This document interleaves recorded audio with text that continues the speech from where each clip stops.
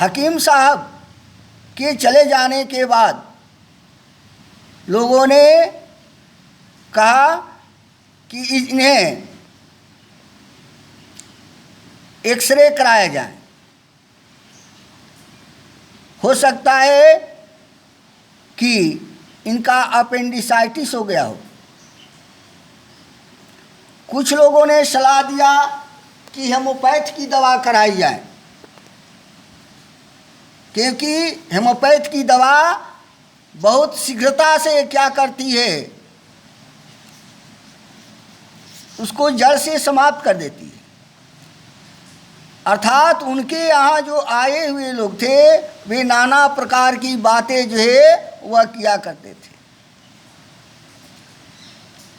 Homeopath की दवा चली, कुछ दिनों तक आराम मिला, लेकिन पूरा फायदा न हुआ। अब सारे लोग जो है परेशान थे। जो भी कहा करते थे बेढप बनारसी जो है वह किया करते थे। इसके बाद बेढप बनारसी के एक नानी की मौसी आई। उन्होंने कहा कि नहीं, इनको रोग नहीं है, इनके साथ उपवार है, इनके आँख के बरौनी से देखने से पता चल रहा है कि इनको चुड़ैल जो है वह पकड़ ली है, जो इसे इन्हें परेशान कर रही है। जब इस तरह के बात उनकी पत्नी से वह बोली तो बेढप बनारसी भी पंखे की हवा की तरह वह इधर से उधर छटपटा रहे थे डर से। फिर ओझा को बुलाया गया। कुछ क्षण के लिए वह शांत हुआ, लेकिन फिर दर्द में किसी तरह की जो है वह रुकावट ना हुई।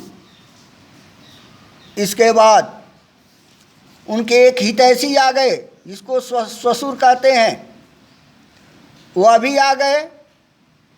उन्होंने राय दिया कि डॉक्टर को बुलाया जाए और उन्हीं से दिखाया जाए। डॉक्टर साहब फिर आए और पायरिया बताए, पायरिया रोग। फिर बेढप बनारसी को वहाँ से वे लोग ले गए, कहाँ, दंत चिकित्सक के पास। दंत चिकित्सक ने कहा इसी के चलते जो है इनके पेट में दर्द हो रहा है, इनके मुंह की सारी दांत जो है निकालनी पड़ेगी और दूसरा दांत जो है लगवाना पड़ेगा।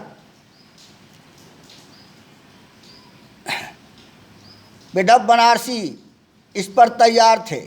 उन्होंने पूछा कि एक दांत को निकालने का खर्च कितना लगेगा, तो उन्होंने बताया कि 3 रुपये। इस तरह से 32 दांत के लिए 96 रुपये बताया उन्होंने, जिसमें दंत चिकित्सक ने कहा कि मैं 6 रुपये छोड़ दूंगा, अर्थात आपको 90 रुपये चुकाने पड़ेंगे। इसके बाद क्या हुआ कि अलग से इसके लिए दांत लगवाने में अलग से पैसे लगेंगे।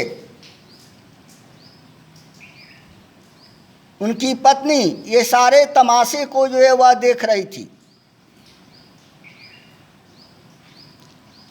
उन्होंने कहा कि अब कितना जो है दवा कराओगे, किसी के दवा से जो है आपको आराम नहीं।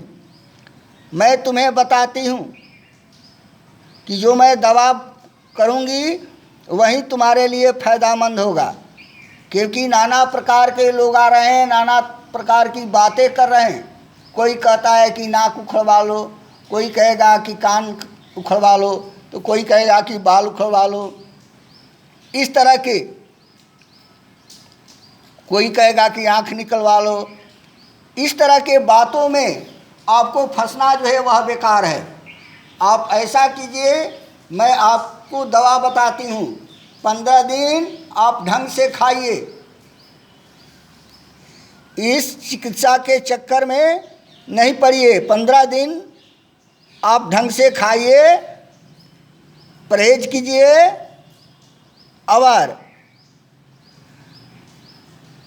अपना जो है वह कार्य कीजिए। आपकी जो है वह रोग जो है 15 दिन के अंदर में वह ठीक हो जाएगा। विधव बनारसी ने कहा कि जब यही बात थी तो अभी तक तुम चुप क्यों थी? पहले ही बता देती तो इतने पैसे नहीं न लगते। और पत्नी के कहने के अनुसार ऐसा हुआ। इसके बाद विधव बनारसी का जो है वह पेट का दर्द जो है अपने आप जो है वह शांत हो गया। क्योंकि बच्चों दर्द तो था नहीं, वे तो दूसरे को देख देख कर कि लोग क्यों बीमार हो जाते हैं, क्यों किस तरह से वे कष्ट सहते हैं, किस तरह से उनको नई नई चीज़ें खाने को मिलती है, ये उन्हें लालसाएं थी इस तरह की, जिसको ऐसा बताया गया है। लेकिन विधव बनारसी कि ये जो लालसा जो है वह पत्नी के माध्यम से वह समाप्त हो गई, जिसका अंकन उन्होंने स्वतः अपने कहानी चिकित्सा का चक्कर में कहा है।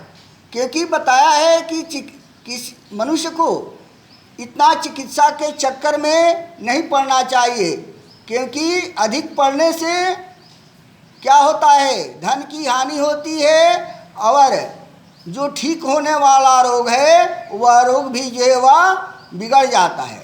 अगले दिन मैं आपको इसका जो है वह प्रश्नोत्तर कराऊंगा।